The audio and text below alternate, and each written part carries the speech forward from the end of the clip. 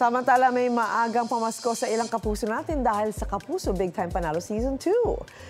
7 ang lucky winners ng 70,000 cash as in pesos in cash each sa week 1.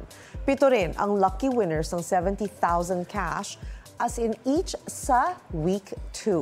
Pero don't worry dahil may chance pa kayo manalo sa mga susunod na linggo ng daily at weekly cash prizes. 1 million pesos naman sa grand draw. Wow! Kaya naman tuloy-tuloy lang po ang pagpapadala ng entries dahil hanggang December 6 na lang po yan. Paalala mga kapuso, mag-ingat sa mga fake account at scam.